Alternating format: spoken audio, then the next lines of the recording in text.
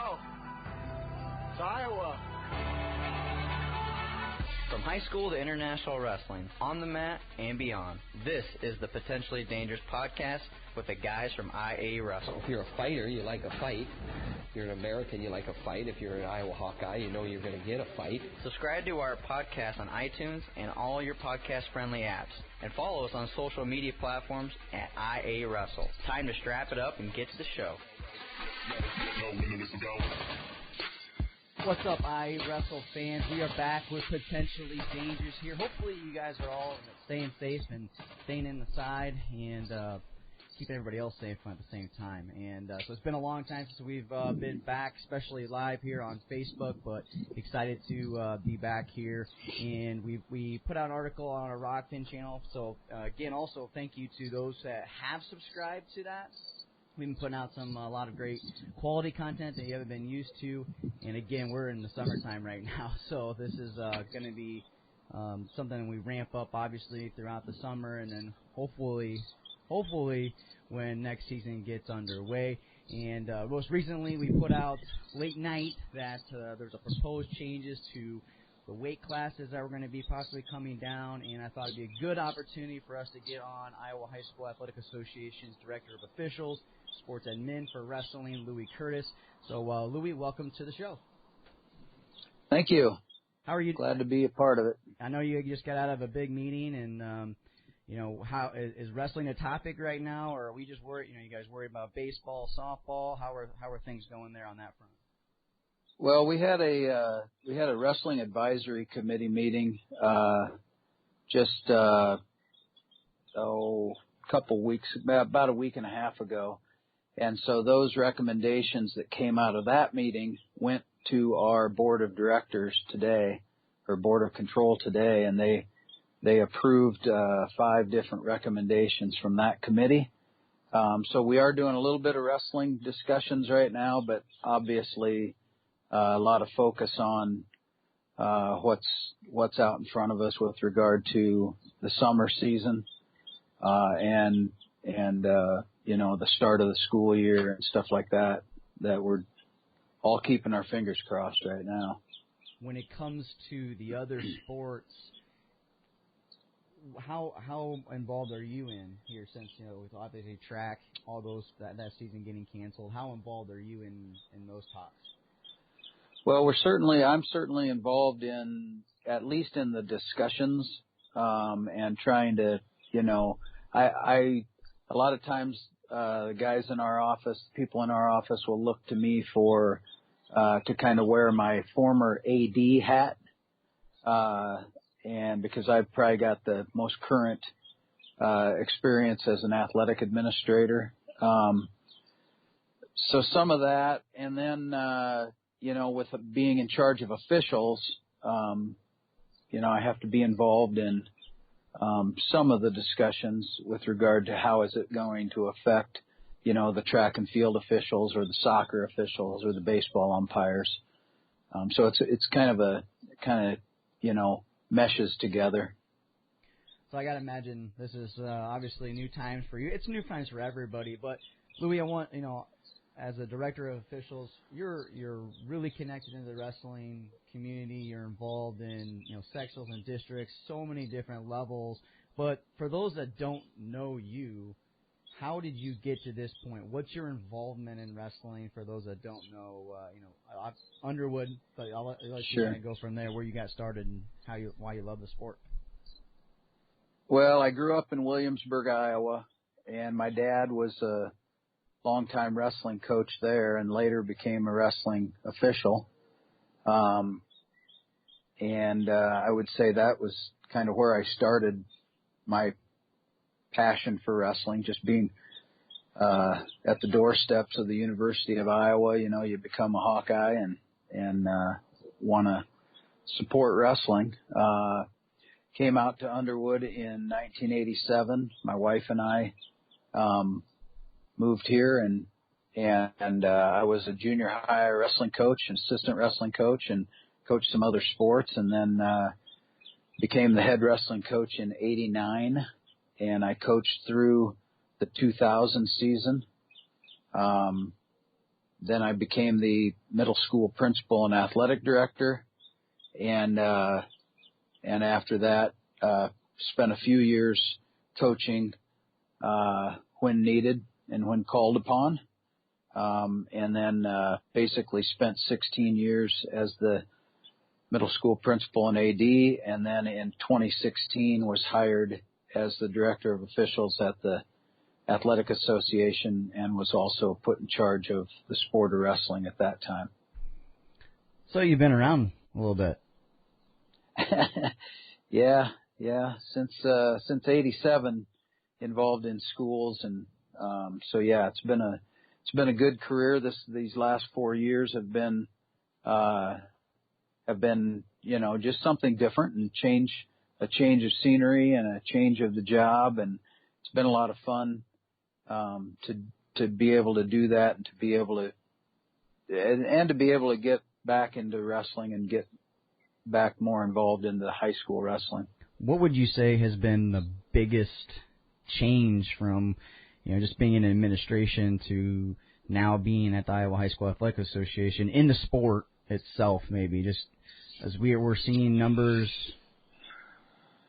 trickle down? Yeah, I think the biggest change for me since I've been there in 2016 has been the explosion of girls wrestling. And that's given us just a different avenue that we have to be working on and trying to be, a proponent for. But there's a lot of hurdles that get in the way of just, being able to jump in and say, we're all in on this because of the, association that we have with boys sports, and the girls union has girls sports, and it's just a dynamic that's unique right now for Iowa. I'd say that's the biggest thing that has taken place. But then I think also, you're always concerned about how many kids are participating. Are they still participating? Are there reasons why? Can you identify reasons why they're not? I think another concern I have is, obviously, as a director of officials, is getting people involved in and interested in officiating the sport, and also coaching. I mean, I think if you talk to ADs around the state, you're going to find out that if they have a wrestling coaching position available, they don't generally have a long line of people coming in to say, I want that job.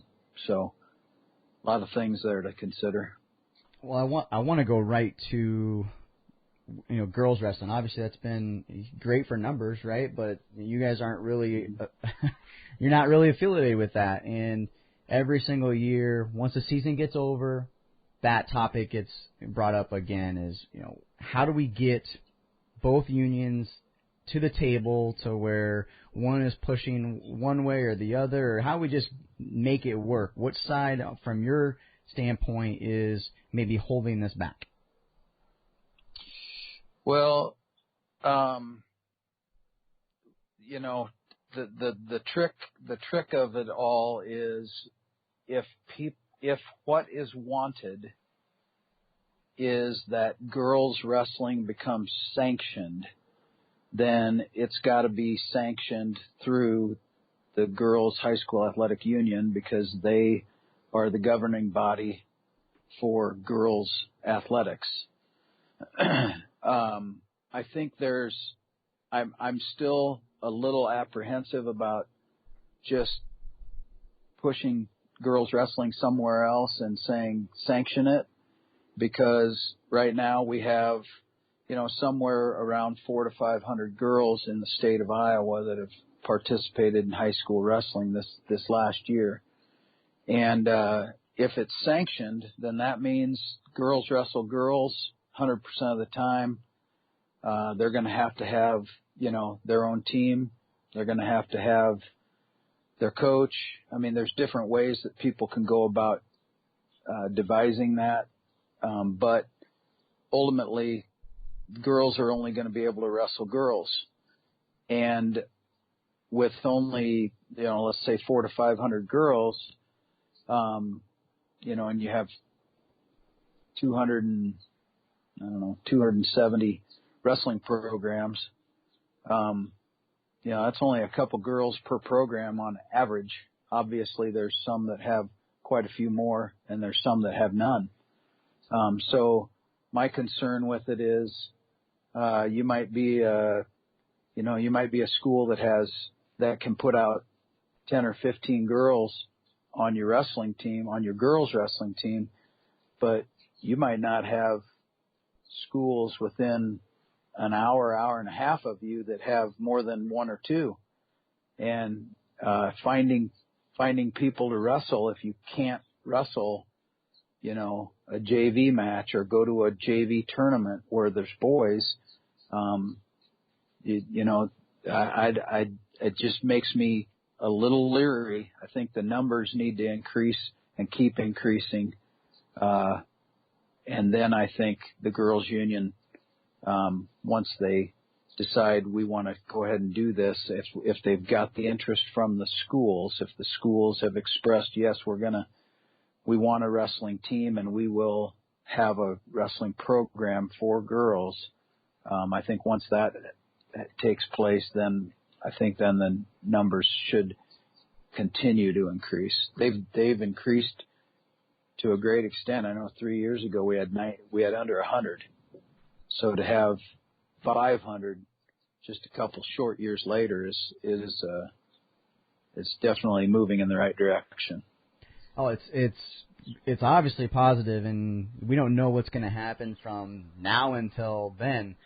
The summer not having wrestling, I do think hurts us a little bit, but a lot of the girls in Iowa they're competing in softball too. So that's one issue that we do have in Iowa with that continuance of wrestling and the freestyle.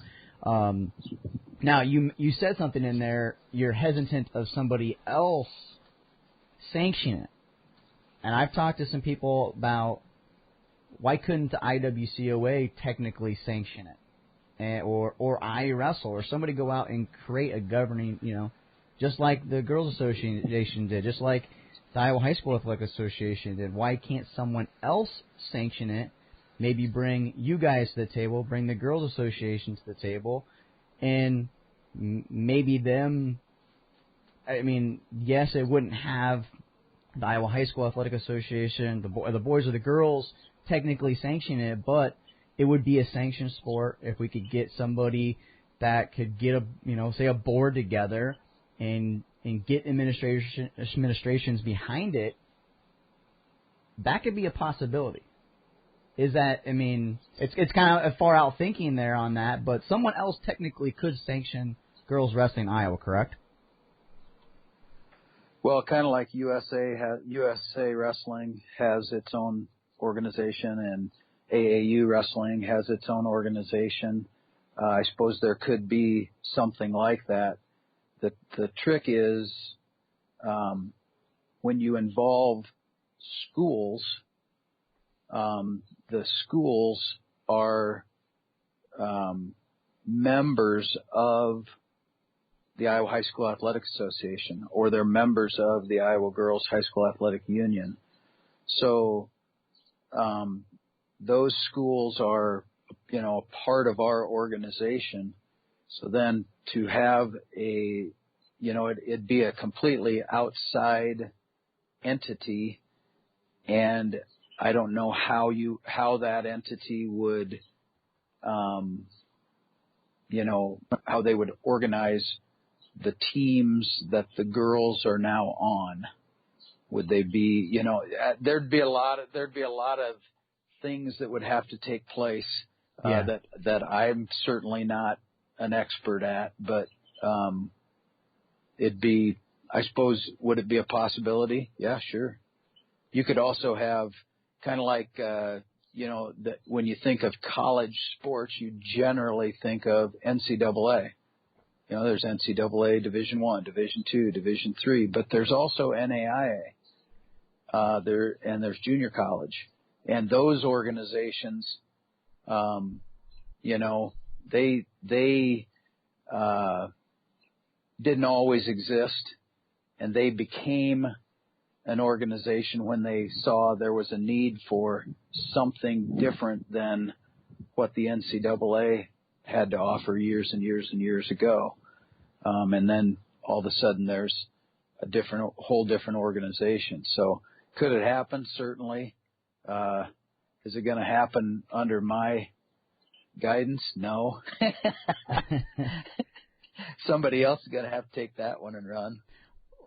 So there's been other states that have, you mentioned numbers, and they've been doubling, but there's been other states that have sanctioned a state tournament, maybe not, a full season, but it's been sanctioned, that are farther behind than Iowa, which Iowa was way behind just a year ago, a lot of the states, but Iowa's fallen farther behind when it comes to the sanctioning of it. Is that a concern, or is it mainly because of the two unions, in your opinion? Yeah, I think it's just because we're the only state that has two separate organizations, one for girls, one for boys. And I think, if I'm Nebraska, the Nebraska High School Athletic Association, they have to make a decision. Are they going to have girls wrestling? Right now they haven't, but they're in the process of determining whether they're going to or not. That's one organization that gets to make that decision for their boys and their girls athletics. And in Iowa, the girls get to make that decision for girls athletics, and the boys get to make that decision for boys athletics. So that, creates a little bit of a difficulty to do this specific thing. It also creates a lot of really good and unique opportunities that other states maybe don't have, that can, having two separate organizations kind of provides as well. I've got to imagine you've been thinking of, if it does happen, whether it's you or the girls or you combine it, how would it fit into the state tournament schedule? How do we bring it to Wells Fargo? Is it something completely separate? Is it run alongside it? What are some of those discussions or thoughts that have been going through your head? Well, I think there are a lot of potential, possibilities. I think as far as girls wrestling at our state tournament, it's probably not going to be a thing that's on the, immediate horizon. Just because, I just don't think it's going to happen. The IWCOA has stepped up and really done a very good job of supporting this event, and they have created their own state tournament. At least that's the title that they give it, and that tournament itself has grown considerably. And I think right now, my efforts are to just try to help them as far as supporting that event and making sure our schools know where it's going to be, when it's going to be, what it takes, for their kids on their rosters to get there. Yeah, well, big news.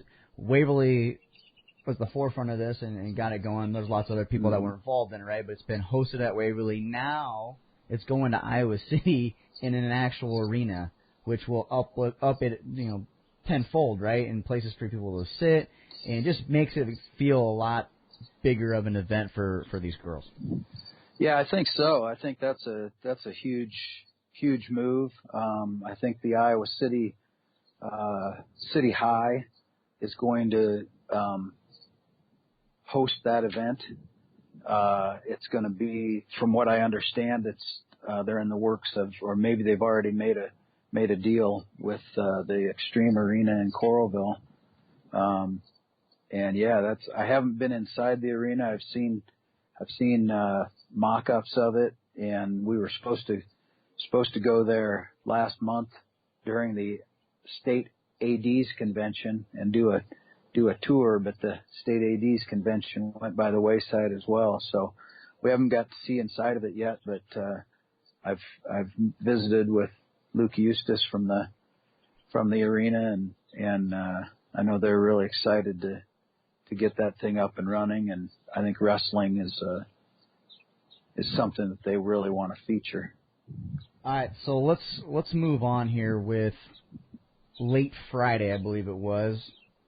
I was told that there's been some proposed weight changes coming down for high school boys and girls, and obviously you're not involved in the girls' side of things, but some of the proposed weights are going from 14 down to 13.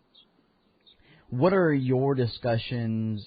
I mean, do you guys have meetings with the NFHS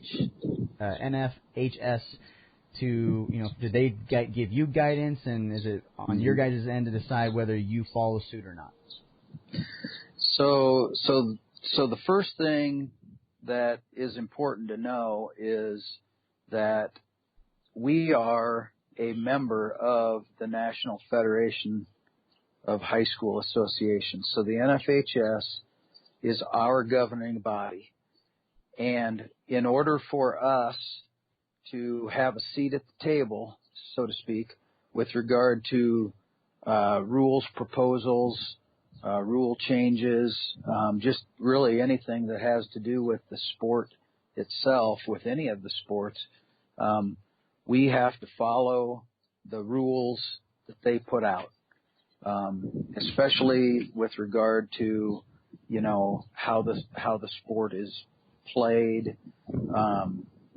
There are a few things that you could do that aren't, competition related. Maybe there's, I'm just making something up. There might be a rule about the length of your socks,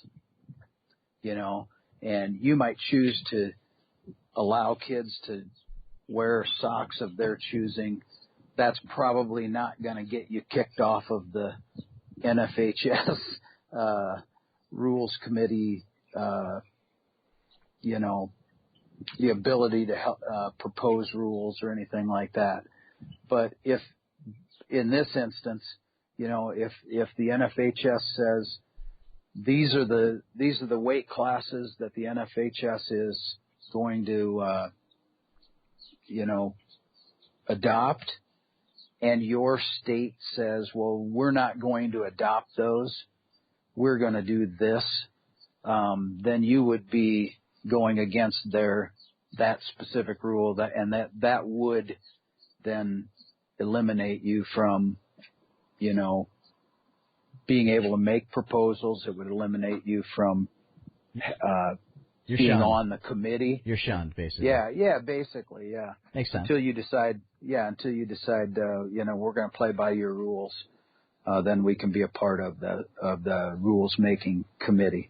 And Mr. Bestie, our executive director, and he was the wrestling administrator for 10 years prior to me coming on. He was actually the chairman of the wrestling rules committee for 2 or 3 years.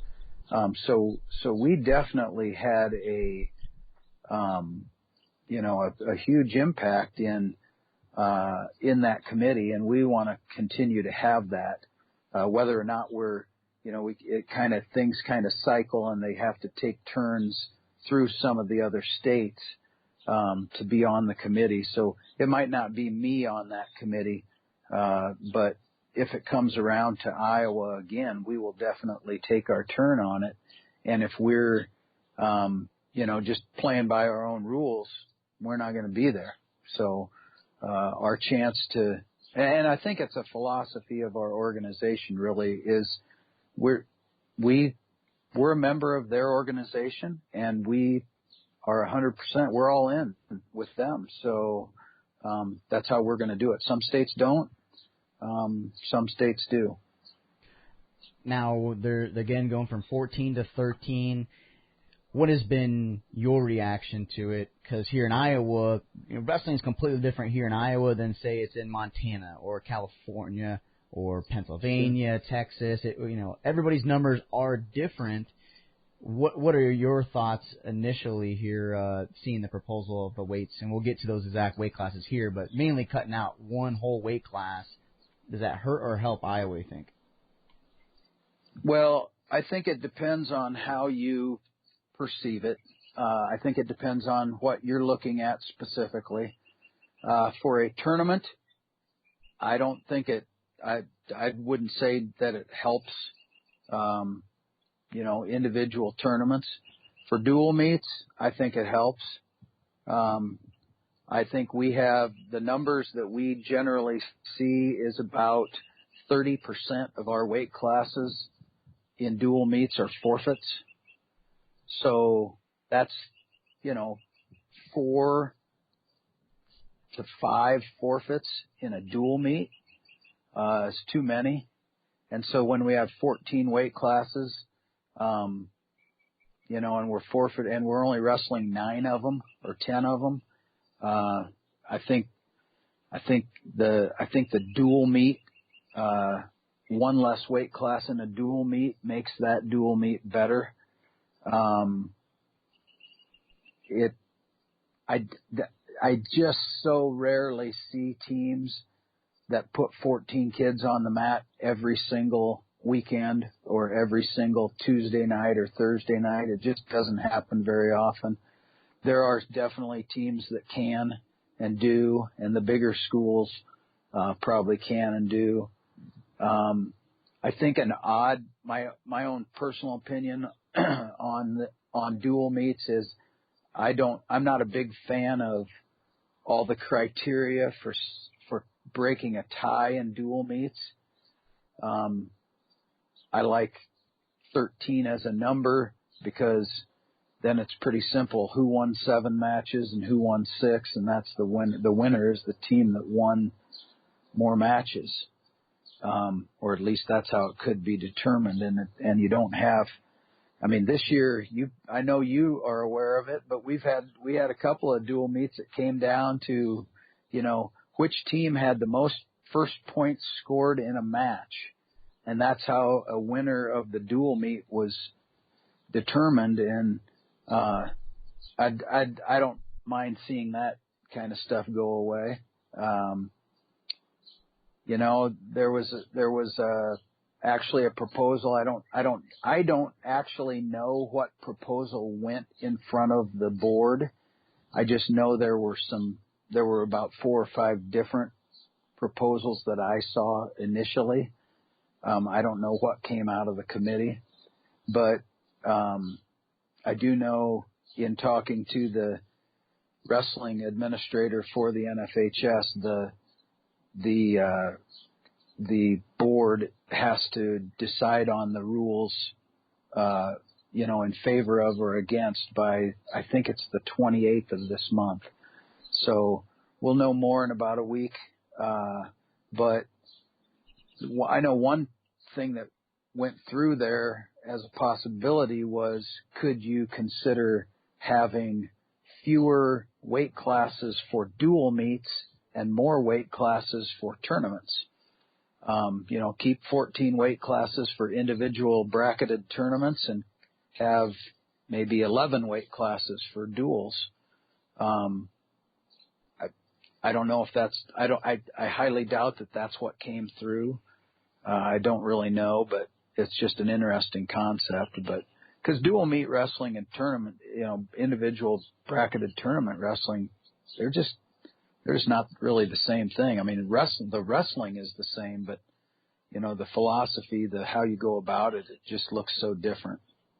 Yeah, I mean, we've got coaches that won't wrestle their studs, or they'll bump them up, or don't wrestle head to head. Mainly, maybe it's because of the seeding now at the state tournament, and with our numbers and lowering the weight classes, there's I see all different sides of the arguments, right? Of you're eliminating a whole weight class. Mm-hmm. Does that now encourage kids to go down, cut more weight, or the lower weight classes? I'm going to go through these proposed weights right now. These are proposed. Again, I saw 3 different proposals of weight classes, but this is the one that I'm hearing is likely to go through. 107, 114, 121, 128, 134, 140, 146, 152, 160, 72, 189, 215, and 285. Now, I was a 103-pounder, so I wish I would have had a 98-pound weight class like it was back in the day. Now it's going up to clear to 107, and a lot of our 4-time state champs started at that lower weight. Is the weight classes just getting? Are we I guess eliminating maybe some of these 98-pounders, these small guys coming from 8th grade? Are we eliminating those guys from possibly being in the running as freshmen? And also, does that encourage more what I like to call like junior high red shirt? So where they'll hold their kids back if they know they're going to be small. I mean, we're seeing that at any weight class now, but seeing parents hold their kid back because they know that they're not even going to be close to that weight class. What are your thoughts on that?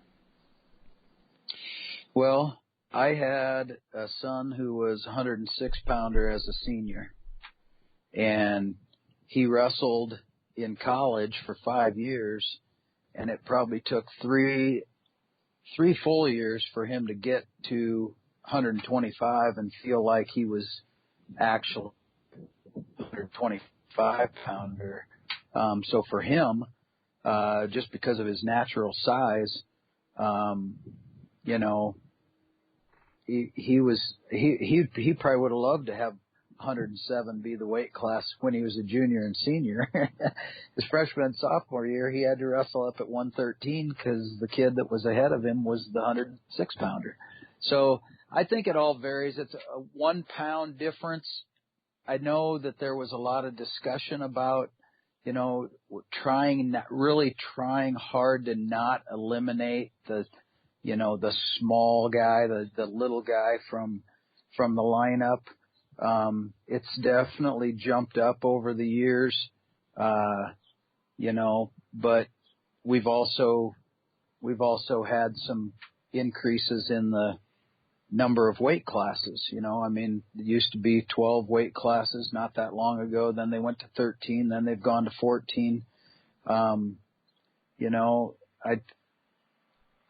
don't think the 106 to 107 is a huge thing. If you go back from 103 to 107, yeah, that's a little bit bigger. Definitely if you go back from 98 to 107, that's real big. But when it was 98, Tony, the second weight class was 105. Yep. And so, there's just 106 is across the country, 106 is the most frequently forfeited weight class of all the 14 weight classes. And so despite knowing that, there was still definitely interest in keeping a weight class that was at least relatively close to where we are now. Which I think we should. Yeah, the only thing my thought process is once you get that 2 pounds, so now we're talking 109, how many 120s are, 120-pounders? I mean, depending on descent plans, how many of these guys have kind of been lurking? We've been seeing some guys that don't compete all year for one reason or or another, cutting clear down because now, if they make scratch weight once, they can get that 2 pounds, and now they're 109. Then you get to state tournament. These kids are weighing, let's see, so you get a pound, 110, then 111. We're weighing 112 on Saturday night. Yeah, and while you could certainly say that affects the 106, all weight classes. It also affects the 220 or the 215, whatever the weight class ends up being. It does affect all of them. I think the weight management has been, when I coached in my last year was 2000, and then I think I came back for 3 years in the mid 2000s, like 05, 06, 07, 06, 07, 08, somewhere in there. And in those times, we didn't have a weight management plan.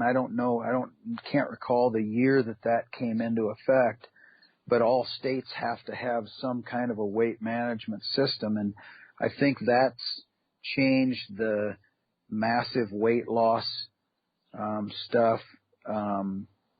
I think, kids for the most part, 7% body fat is the least that they can have. I probably get maybe a dozen every year, notes from doctors every year that there's a waiver if you're below 7% body fat. Let's say a kid's at 5% body fat, and he comes into the body fat composition test and weighs, let's say he weighs 104, and he's at 5%. Well, that at 7%, it might tell him you can only go to 108, and then it's going to kick him up to be a 113 pounder. Well, they can have a waiver for that situation that allows that kid to stay at 106 if the doctor says it's safe for them to be there. They can't have any kind of waiver that allows them to drop lower to a lower weight class. So the descent plan, the weight management, that handles a huge number of those kids that you would say, well, they're just going to cut a bunch of weight. Well, they just don't have the option to cut a bunch of weight. And I think that's good. That's been good for the sport for sure. All right, so let's go to some of the other rules that were proposed. Don't really, for me, move the needle a whole lot as far as big changes. Are there any that I guess you saw that, as an official, change a whole lot? I was kind of looking through some of them. I don't know. Again, like I said, I don't know exactly what went in front of their board. A lot of it was like hair, and we're talking singlets. Yeah, and the stuff. hair rule is a big deal with regard to it made very national news when it went wrong. Yeah. A few years ago. And since that time, that rule has, been under the gun, and it sounds like maybe that's going to get eliminated. I'm follically challenged, so I've never really understood it too much, but I've never really also understood why hair length needs to be a thing. Clay Matthews. Are you hating on people with hair, Lewie, or what? No, not at all. I love people with hair. I love people with hair. I've resisted putting my senior picture out on Facebook. I had a lot of hair back then. But anyway, I just don't think it doesn't change much about the sport.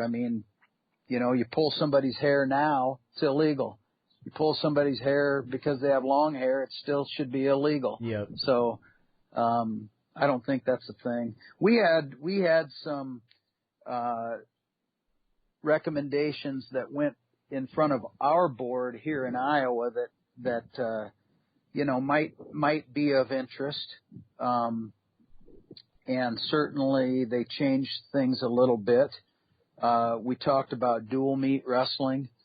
A couple of the things that have changed is the 3A regionals is still going to be done the same way. They've always done theirs through their IWCO rankings. Top 24 teams get in. in 1A and 2A, that's going to change this year. It's always been first and second out of the sectional qualifies for the regional. And now it's going to be the sectional champion qualifies for the regional. And then the next 8 highest ranked teams, who aren't a sectional champion. So we'll have 24 in 1A, 2A regionals versus 32. And the other thing that can happen is schools are going to get the option of determining that they do not want to be a part of the postseason dual meet wrestling.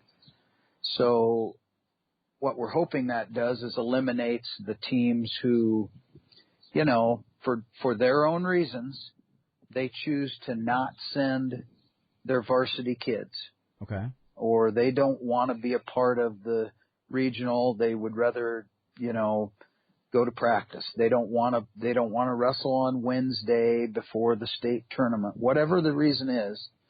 And then they end up, you know, not showing up or not putting their best product out there. We're just going to give those teams the option of saying we're not going to be in the dual meets at the end of the year. If that team happens to be a sectional champion, then they don't qualify, and the next highest ranked team would qualify. So the there's a possibility the second place, that a sectional might have. No, that team doesn't automatically make it. Okay. The second place team would only automatically make it if they would be one of the next highest ranked teams to get to 24. So what we hope happens is we hope that our top 24 get in. Now that's not necessarily the case because you could have a sectional team champion that's maybe a sectional team champion is ranked 30th. Well, number 24 is not going to get in. You know, number 23 would, number 24 wouldn't. But generally speaking, if you're the sectional team champion, you're usually inside of the top. Well, usually you're inside of the top 16. So that's a little different. That's a big change. I mean, that's a big change. Yeah. But to the people that on my end with the IWCOA dual rankings, I think those need to get overhauled. I think those need to be changed, mainly in 1A too. I mean, that's going to be even a bigger issue now. Is, you know, someone in southwest Iowa, are they watching someone in northeast Iowa and actually doing a good job of the, you know, and I mean, there's just so many of these guys, these coaches do. Some of these coaches in 1A and say they're a wrestling coach, they're a teacher, and they also might freaking farm, you know. So I mean, to spend their time at night to look at track wrestling, they don't have the time to do that. So this is going to be a bigger deal for the rankings to be pretty dang good, right? Yeah, and I think the thing that our committee talked about was, if you look back the kind of the history of the state duels and the regional duels, the teams that are advancing are pretty fairly ranked. They're you know, the top 8 are getting into the state duels frequently. The top 10 or top 12 are getting to the state duels very frequently. I think the teams that are, you know, that you're kind of talking about are those teams that are sitting there at 15, 16, 18, 20, and very, very few of those teams are actually getting through the regionals. They might advance to the regional final, but then they're running into a number 1 or a number 2 ranked team, and they're getting eliminated there. So I understand what you're saying as far as the accuracy of the rankings, but as we've looked at them, if you look at the accuracy of the top 10, they're extremely accurate. If you look at the accuracy of the top 32, where the inaccuracies might crop up are through the 20s. And that's, it's just that's a thing that's not, I don't know that that's ever really going to go away in any ranking system. I mean, you can look at the football rankings by college football, and the where all the movement is 16 through 25. Teams are in and out of there all the time based on if they won their last game. But the top 10 is generally 10 teams that are just kind of bouncing back and forth. So I'm just worried about coaches, just because Underwood's been good or Osage or whoever's been good for the last 20 years is a big name, doesn't mean they're going to be good the next season. I mean, how many are actually checking dual scores? That's what just kind of, I know that once you get down to the state tournament, it's different, but those pairings are pretty big when it comes to duels. I mean, with 3A, how 3A works, if you get to regionals, I mean, there was teams in regionals that just didn't deserve to be there, in my opinion, because my buddy over here coaches here, I'm going to vote for him because I want him to get there and, get his team an opportunity. I don't know. I'm worried about that, but I do like the change. Yeah. But a what else you got? Couple other things just that people would maybe want to know about. We started seeding the individual state tournament 2 years ago. Last year we added head-to-head and common opponent criteria as we added a value to it, an extra value to those two things, and it made a difference in a number of the brackets, and some of them in ways that were really hard to explain. In looking at all that information and data, the committee decided that they felt like the head-to-head competition was still a more valuable criteria, but the common opponent criteria should be just the same as everything else. So what we'll do this coming year, and hopefully live with this for at least a few years. I think we're tweaking, but we're going to have the head-to-head competition count as 2 points on their criteria, and everything else will be a 1 point value. And then the final thing is, and this is probably more significant than anything, is we are going to seed the state individual tournament out to all 16 places. Versus right now what we've done is we've seeded the top 8, and then 9 through 16 was all a random draw. It will now be seeded out to 16. We have the data for it. It's always been there. We just said we're going to seed 8. Now we're going to seed all of them. So that's a fairly significant change. 16. Yep. So I mean, a lot of it's computer, right? So if I'm, it's all plugged into track wrestling. That system can see every match that every kid has wrestled, and then they compare, wrestler number 1 gets compared to wrestler number 2, and then wrestler number 1 gets compared to wrestler 3 and wrestler 4 and wrestler 5, and he gets compared to 15 other guys, and then he gets a point total, and every wrestler gets compared in that exact same way to all 15 other wrestlers, and then they have a total accumulation of points. So somebody might have, the number 1 seed might have 23 points, and the number 16 seed might have 2.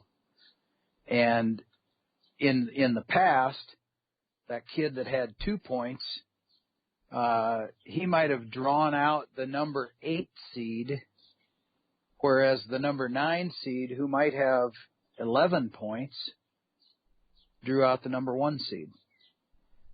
So to eliminate that, and like I said, we knew we had the data. We just, we used it for 8 seeds, and then the rest became random. We're going to eliminate that, and we're going to use the data that we have to seed all the kids. How much has this been an easier thing for you? More of a headache, more controversy to going to this way? Like, has it helped? I guess. I mean, what's the been seeding the of the thing? tournament? The seeding of the tournament. Yeah. So, for me, for me as a worker, it simply means that on Saturday night of the state duel or of the district tournament, that I'm going to be in the office until the brackets are done. Which I think this last year I was driving home at 3:00 in the morning. So it's a long night. And before, with the random draw, it was the assigned district, the district champion of A goes against the district runner-up of B, and B's number 1 goes against A's number 2, and then everything had a specific spot. That was a lot easier because we just, track wrestling knew the formula. They knew where the tournaments were. We submit all that stuff well in advance, and then it's just a matter of plugging in, the name with which tournament did they come out of, and the brackets are all there. And then it's just a matter of when do we want to release the brackets. Now we have to go through. The first year we did it, there were some glitches in the system that got discovered, and that turned out to be kind of a headache. Were you guys like, oh crap, what did we do? That's a nice word for it. I had some other words when I was on the phone with the guys from track wrestling that couldn't tell me why it was happening. They just knew it was happening. So this last year we kind of changed how we looked at all the brackets. We had a specific thing that we were looking for to make sure that the mistakes from the previous year weren't still there, and we had corrected some of those during the season. And then it just became a matter of going through every single kid's individual criterias and adding in the points manually, because the system wouldn't allow us to give 2 points to the head-to-head and common opponents. So we go through, every single kid's criteria, make sure their points are accurate. This year we won't have to go through common opponent. We'll just go through head-to-head, make it go a little faster. We know you refine it and try to make it a little bit better. So yeah, it's harder work, but I think what we've seen is the results of that have been our semifinals and our finals matches have been a lot more.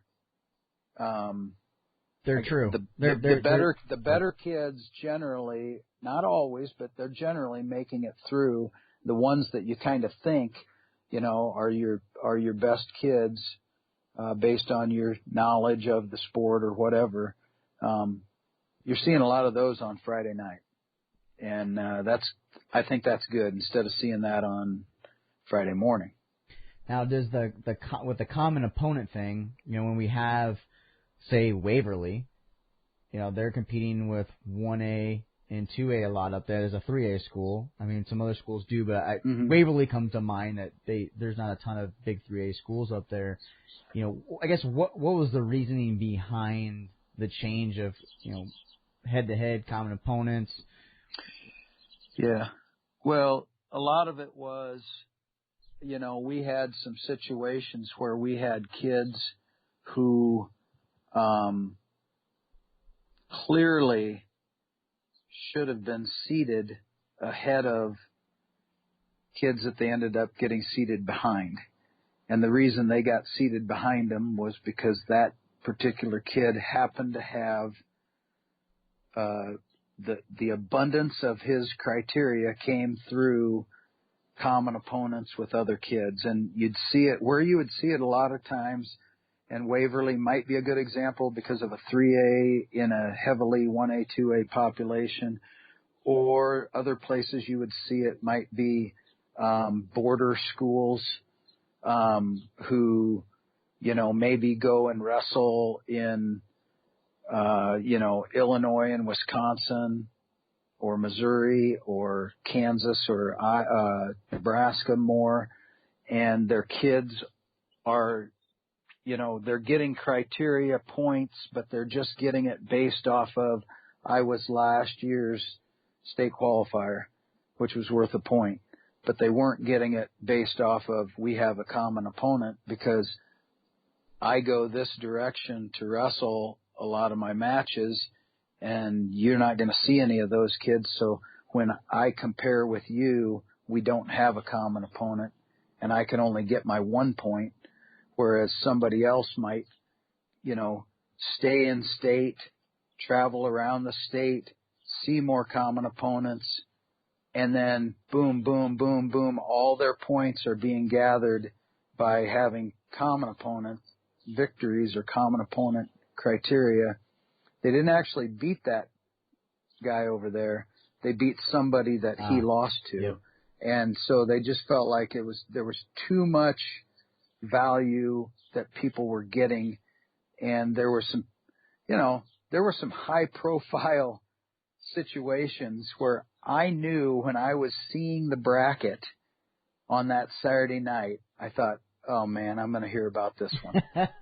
And then I did. And then I saw another one, and then I saw another one, and I was like, and so I knew that there was going to be at least some discussion about it. And it does. It triggers discussion. And so long as people can at least try to reasonably talk about those things and understand how they happen, then you can try to figure out, well, how do we do it differently so that maybe it doesn't turn out the same way.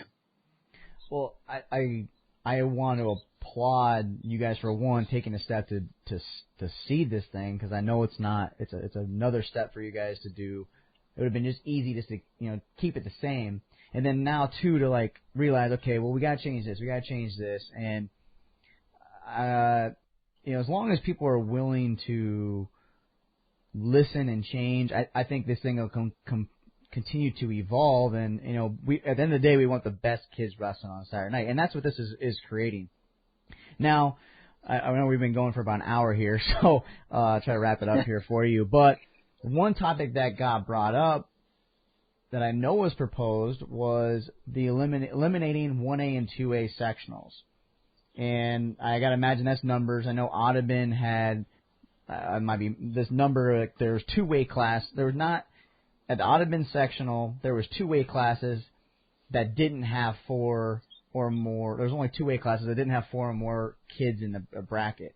So 1A sectionals are really struggling right now. I imagine that's a reason why, eliminating that.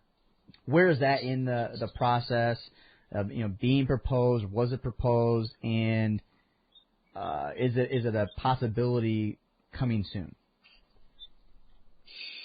That was definitely a discussion we had, and it still centered a little bit around the state duels and the regional duels.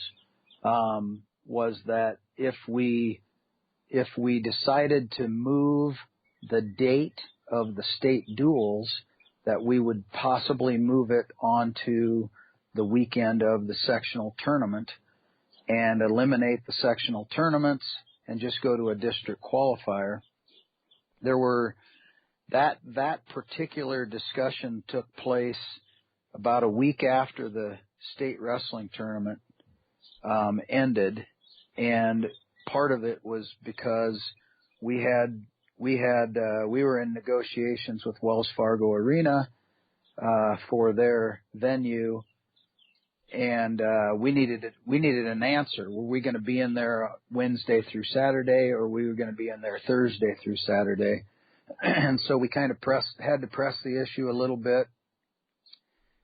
Our committee really looked at a lot of things regarding that, and I told them when we re-met last week or a week and a half ago, whatever it was, I said I really felt like the reason why that didn't change came down to we had coaches who really wanted their teams, not just their individual 4 or 5 qualifiers, but they wanted their teams to have the opportunity to wrestle in Wells Fargo Arena.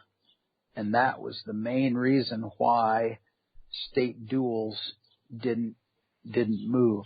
I don't think there was ever really anybody that said, I love state duels on Wednesday before the Thursday. But there were definitely people and schools, teams who said, we like coming down all at one time.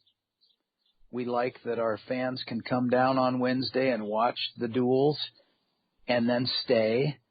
And you're not trying to do it, multiple weekends. They liked the location. They liked the facility. They wanted their kids to wrestle on that floor. So a lot of things that went into that, and that all still stemmed back to, are we going to have sectionals and districts? How do they qualify for regionals? It was very many layers to all of that. Another issue that we are not convinced that we've resolved is, do we have the facilities for Class 1A schools in Iowa to host we were calling it like a super district or whatever, but to host a 15-team district tournament where all of those teams bring their entire lineup. And even though we understand that some of them they're not bringing 14 kids, but there are some schools that do. Do we have facilities that can host those events for Class 1A schools when you've got 15 teams in a district and they're bringing their whole team and their cheerleaders and their fans? We're not real comfortable that we have 8 facilities around Iowa and in the right locations around Iowa that we can do that. And then even on top of that, if we do find those locations, are we going to have to go to those locations every single year? And then you literally eliminate schools from being able to host postseason wrestling, which, that's a big deal for schools and communities. So there's a lot that goes into it. Yes, it was on the table. I wouldn't say it's off the table, but I don't see it happening within the next 4 to 5 years. Okay. Wow. And I think that's important for people to hear it from you we should get rid of it because sectionals just aren't what they used to be. But what's the problem with that? Okay, we don't have anybody to host them. And I remember coming out to Boone one time and seeing your war board of like how you decide, where you have sectionals, where you have districts. And we have a question here on Facebook from Josh Park. He wanted to know how our districts decided. And is it just based off of who can actually host these things, and how do you move it around to where people Because people do make money off this for their schools. Sure. So who hosts is what we call the sites. So we have sites and assignments, and the sites are who's hosting the event.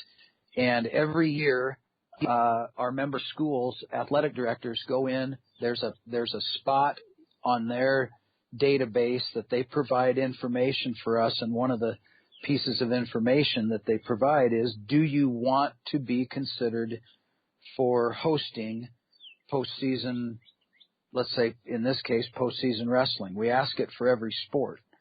Because some places can't host postseason cross-country meet. They don't have a cross-country spot. Others can. Hold on a second.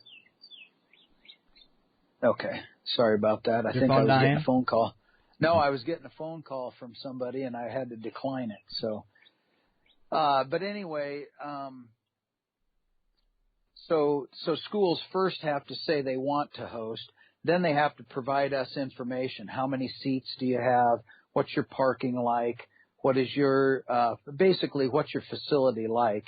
And then we gather all that information, and then we try to determine who can host this event. So who can host a sectional, knowing that attendance is, let's say 700 to 1,000 people.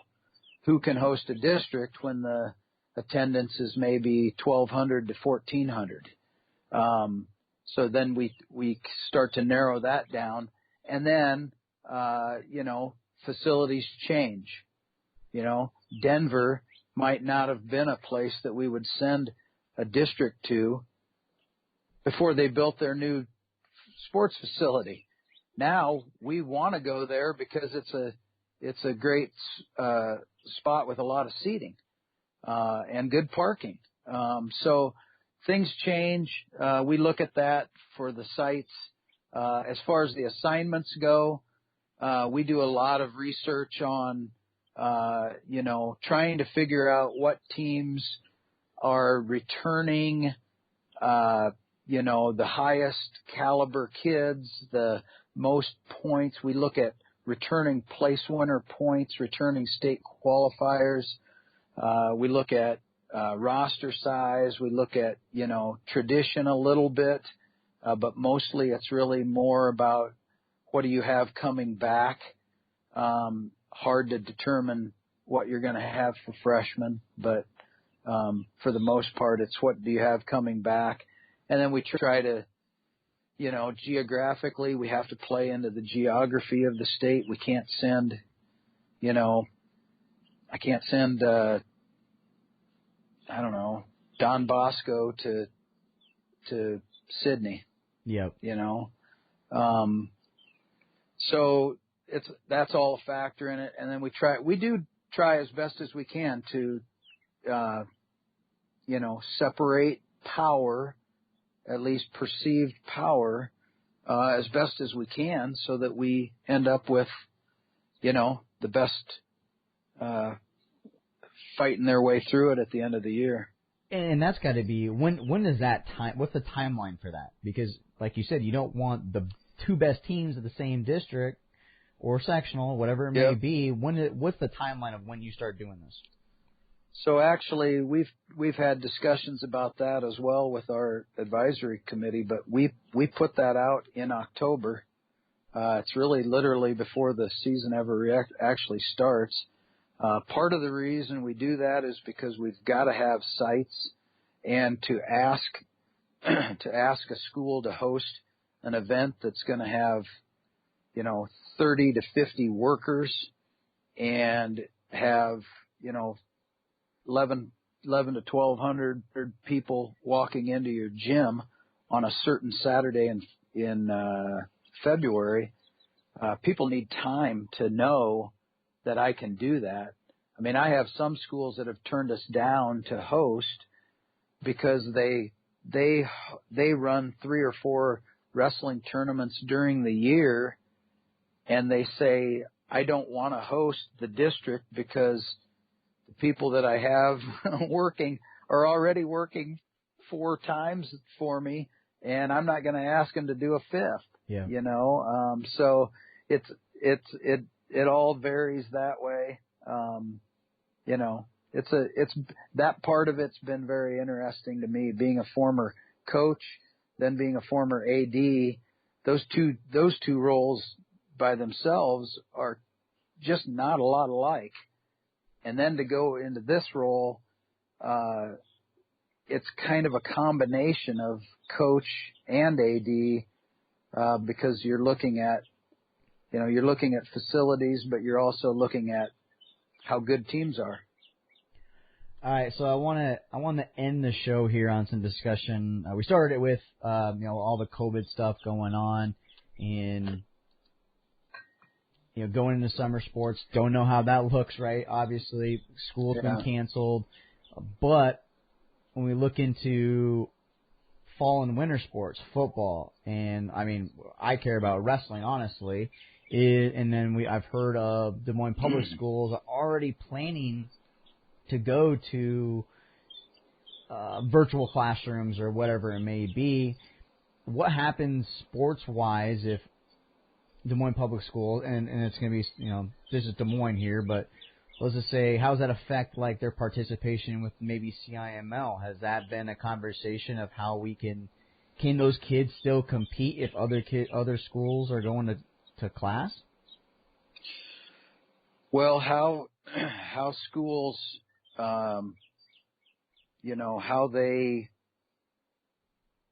educate their own kids in their own district that's their decision.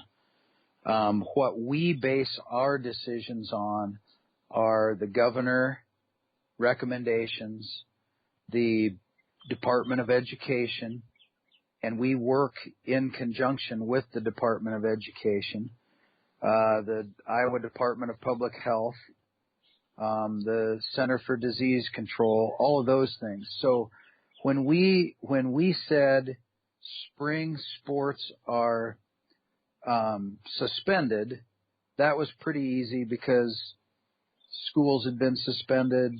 Suddenly we were doing at-home learning, all this and that. What we hadn't heard was, and we had heard no gatherings of people, 10 or more people. Okay.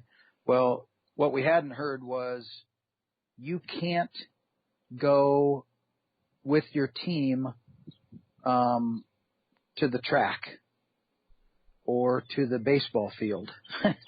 And so this last one, when they said, schools are going to not reopen, you can obviously they're still educating kids as best as they can, but you can't go back into your school buildings. They also said, and facilities will remain closed. Well, obviously that made our decision for canceling spring sports kind of automatic. We've suspended summer sports. So right now, baseball and softball are just on hold. The girls' union suspended softball. We've suspended baseball. We're hoping that somehow the facilities can be reopened, because the only way we can play baseball is if you have a baseball field. Yep. And we've got to have the okay to be on them. So as far as, we had gotten word that Des Moines Public was not going to allow. I think what we heard was that they were not going to allow their students to participate in the sports if we had a spring sports season. I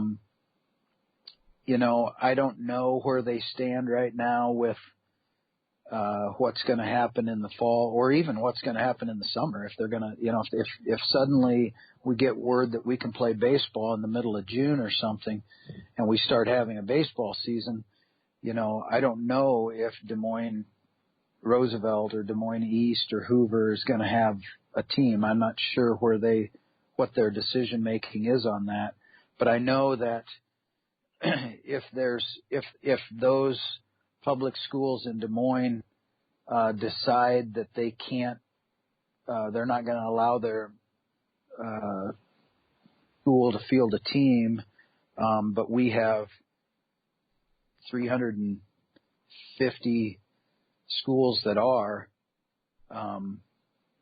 We're probably moving forward with it. That's my own assumption. That's not an IHSAA official word. Yeah. That's just what as I look at it, I think that's probably where we'd be now. In the fall,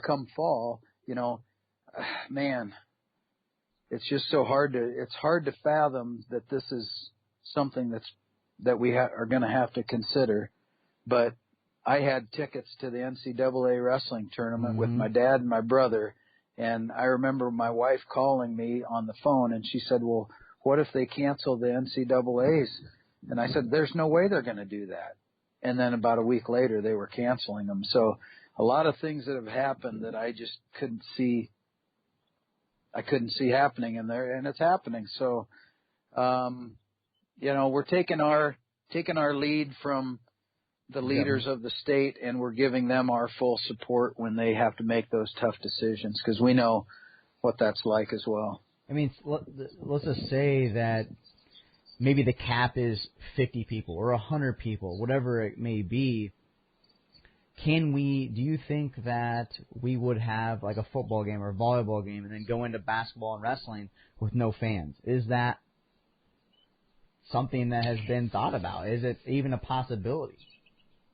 Well, we've definitely had discussions. We definitely haven't made decisions, but we do have a hard time.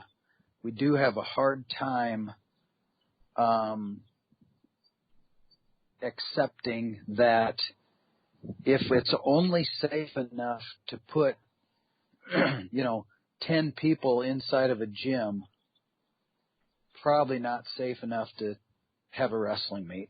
Mm-hmm. Probably not safe enough to play basketball.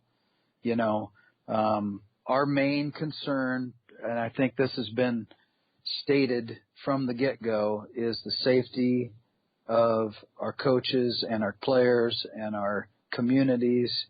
And we're going to side on safety first.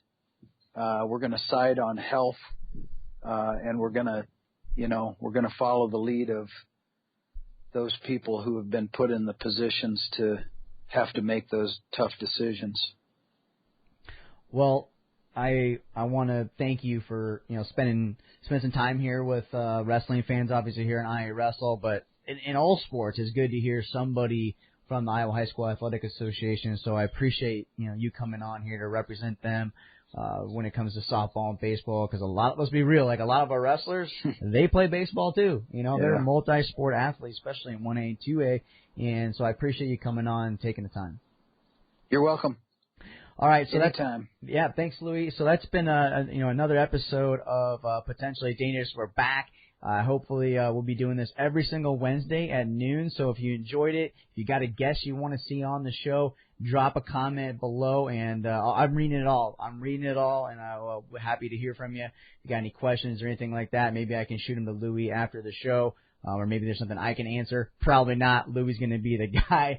But appreciate you all listening to another episode of Potentially Dangerous.